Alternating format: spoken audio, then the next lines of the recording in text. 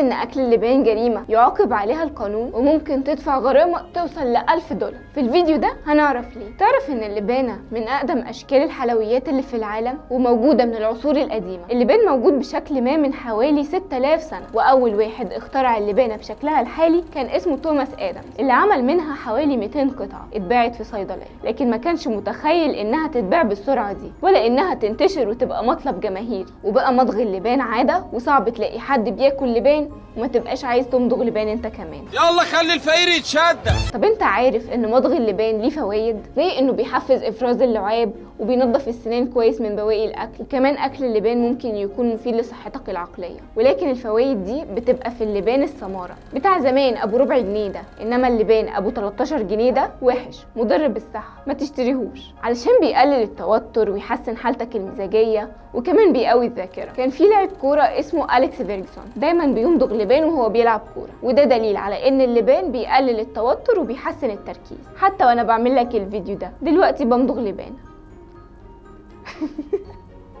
وكمان اللبانة بتوازن ضغط ودانك، علشان كده تلاقي دايما وانت طالع على الطيارة اغلب الناس بتاكل لبان. لكن اللبان ليه اضرار برضه، ناهيك من الصداع وبقك اللي هيوجعك، انما لو فلتت مننا مش هنعرف نسيطر عليه وهيزروت الدنيا تلزيق. ومن ضمن الاختراعات كمان عملوا اللبانة بالنيكوتين، ودي بتساعد المدخنين انهم يبطلوا سجاير بشكل تدريجي. ودي اللبانة الوحيدة المسموح بيها في سنغافورة، لان ممنوع هناك مضغ اي لبان، ولو خالفت القانون ده هتدفع غرامة من 500 ل$1000، وده علشان الدولة شايفة ان ملهاش اي فايدة وانها مضرة بالبيئة ومش بتتحلل كمان بسهولة، مش زي امريكا اللي كانت اصلا اصل اختراع اللبان، اشتغلت في تسويقه كمان كمنتج على نطاق واسع جدا لحد ما وصلت لكل بلاد العالم. وعندهم حائط اللبان اللي في واشنطن، ودي حيطة ملزوق عليها ملايين من اللبان الممضوغ لحد ما بقى مزار سياحي، واي حد بيزور واشنطن لازم يعدي على الحيطة دي يلزق لبانته. وبما ان اللبان بيتمضغ على سبيل التسلية، فتعالى اعرفك اتيكيت اكل اللبان. دي ايه؟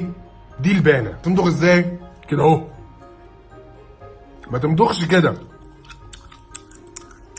ده مش كلوز يور ماوث. الاتيكيت كمان بيقول ان ما ينفعش مضغ اللبان في الشغل، او مثلا لو رايح انترفيو او في مقابله مهمه، على عكس ما الرئيس الفلبيني رودريجو دوترتي بيعمل خالص، لانه طول الوقت بيمضغ لبان حتى في الاجتماعات المهمه. وفي ناس بتقول ان اللبان بيساعد على التخسيس، لكن العلم بيقول العكس تماما، وان اللبان بيساعد في عمليه الهضم ويحسسك بالجوع بسرعه. ورغم ان ناس كتير بتحب اللبان وبتحب كل انواعه، الا ان في ناس اتجهت اتجاه تاني خالص، وهو انهم عملوا تماثيل من اللبان، وده شيء غريب في حد ذاته. قول لنا اغلى لبانه اشتريتها كانت بكام، واستنونا دايما في اخر مترو.